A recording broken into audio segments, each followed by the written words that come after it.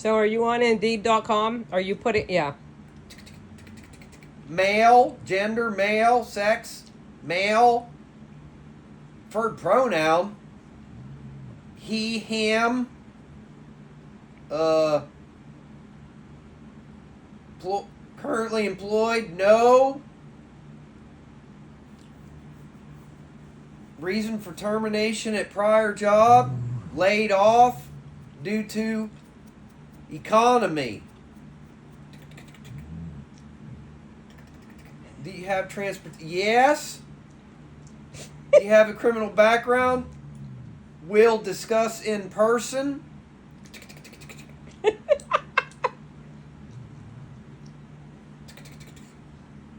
Well, I guess that's it. All right. Are you available to work weekends? Yes. In every month but October and November.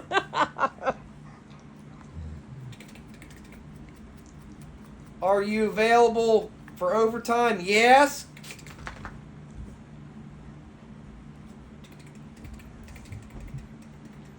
All right, well, any other comments? I'm a hard worker. I'll show up on time. I like to get my work done early as possible. And I'm a go-getter. And I work well with the team. And, well, that's about it. If you need any drywalling done, I can do that. Okay. Thought you were applying for a job in peer support. I didn't hear nothing about mental health or any of that recovery stuff. Are we on the phone right now? Because I said that I have a background in mental health and addictions recovery. I'm so sorry. Okay, so we'll discuss this on the phone when I call. You can just go ahead and answer if you have more questions, okay? Okay? Submit application. Okay. Well, I guess I just sit here and wait for a call back. I don't know what I'm going to do in the meantime. I think I'm going to call that lady back. Bring! Bring! Hello. Bring! Hello. Hello.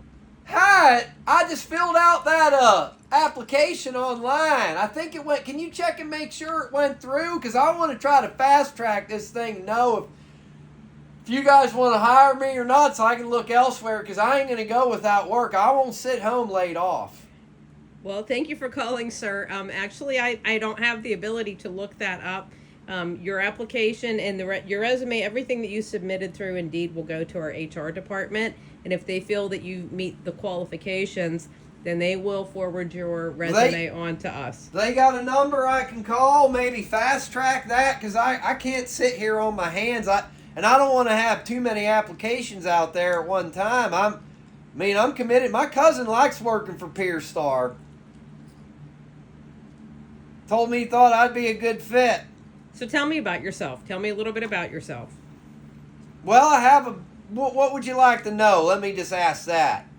When you think of the word recovery, what do you think of? Well, sure. I have a background in I think of recovery from addictions mostly and alcohol abuse, and I got a little bit of a history with that I'm not too proud of.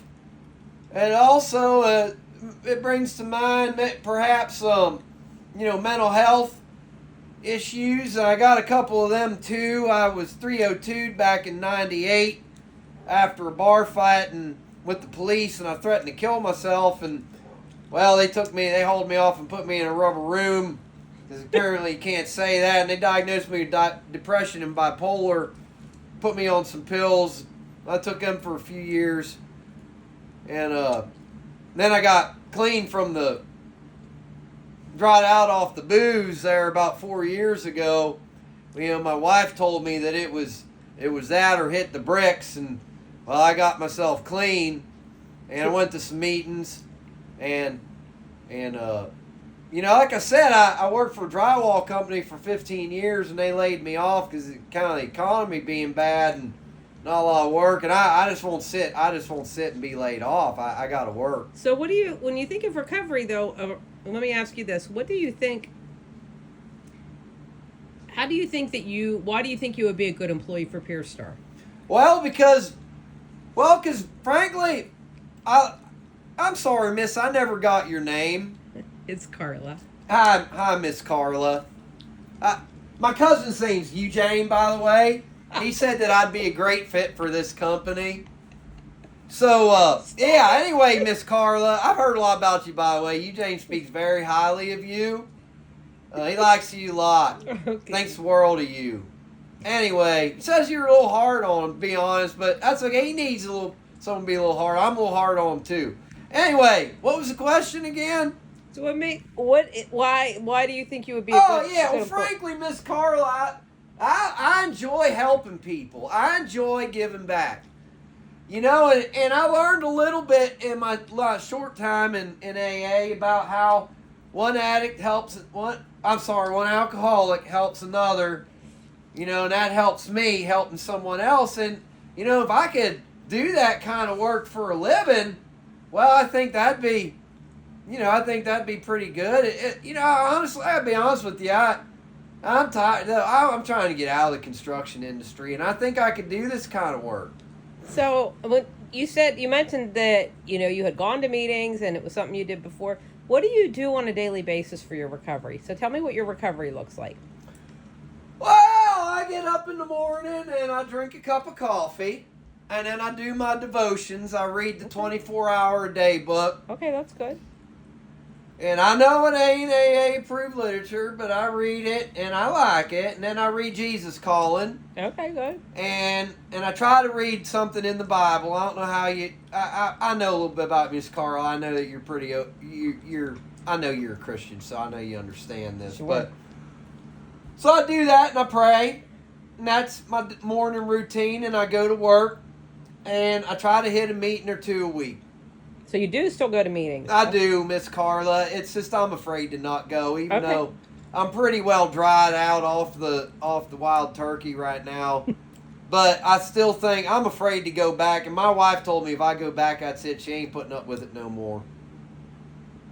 So recovery for you just looks like, managing your day, changing the things that you used to do. You do different Well, things now. I work on my relationship with God, Miss Carla. I don't want you to think otherwise. Okay, that's wonderful.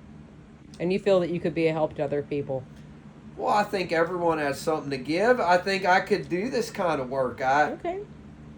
And plus, if you need any drywalling done at the office or anything, I could do that too. I mean, I ain't opposed to doing hard work. Okay, well, thank you so much for the call, and I will... Hold on, ain't there nothing... Wait, one thing we might need to discuss is my criminal background. Okay, well, tell me about your criminal background. Well, Miss Carla, I was an alcoholic, and I had some run-ins with the police, I ain't gonna lie. And I was also into some other things too, and there was that bar fight, and I took my anger out on the police, and they whooped me up pretty good, and I threatened to kill myself, and they 302'd me, so there's that. And they filed some charges against me at that time, I ain't gonna lie. Aggravated assault against a police officer. Can you pass a criminal background check? Well, it depends what you're checking for. Well, we are checking for assault charges. That's typically something that we... Well, this was 1996 now. I think we're 98, I'm sorry. Well, that wasn't the only one. 2001, me and my wife got in an argument, and she called the cops on me, and I never laid a hand on her, but she said I did, to get me kicked out of the house. And they put a PFA against me, and then of course we made up. We're still together, and I never touched her, but she was mad, and she told him that. So... You can call her and ask her, she'll admit to it. We're going to have to just take a look at we'll have to find out. We'll have to take a look at your background. And then in 2004, I got caught with some pills that didn't belong to me. And I did get a felony charge for that. Okay. Now, Miss Carla, this is all the unmanageability leading up to my bottom. Sure. 2008, I got caught with a handgun Oh. as a felon. I went to prison for 2 years. And that was near the end for me. When I got out, got a DUI on parole. Back to state prison. Yeah. And then when I got out again,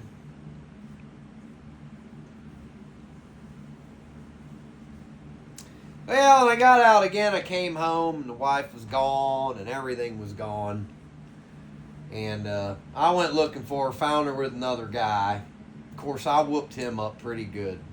And I got aggravated assault charges again. Yeah. Back to jail. Well, they maxed me out that time. So I sat for 3 more years. 2011, 2012, I got out. That was near the end for me. Wasn't still quite the end. Wasn't quite done digging, if you know what I mean. Well, Jim, We got back together, and well, I got this cousin named Duane, and he got me involved in a racket. And when I say a racket, I mean a racket. Going around stealing copper transformers off the telephone poles. Dumb idea. Federal charges. Went away to federal prison till 2018. And I'm out now, and I'm clean. Well, Jim, I appreciate I appreciate you calling. I appreciate you taking But the time. I'm done. And I totally. And I ain't never talking to Duane again. I appreciate the efforts that you've put into this call, and I appreciate that you submitted your application. And your I have resume. a driver's license and a car. I'm getting my life back together. That's wonderful.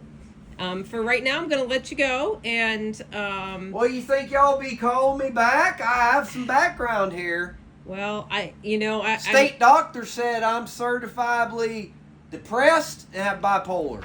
Jim, I'm going to just flat out be honest with you. I do not foresee you being able to pass our background check, not with aggravated assault charges and with the multiple prison charges, the multiple. I do appreciate it. I appreciate the How's call. a man supposed to get his life together and get a better kind of job? Again, I'm sorry. Can't you just give me a chance?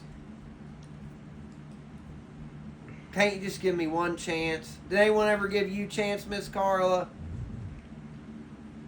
There are certain guidelines that we have to follow. I understand. I'm sorry. I understand. Well, if you change your mind, you know, I do really well with the types that's been in and out of prison. So, you know, give me a call. Okay. Take care, Jim. All right, bye-bye. Bye.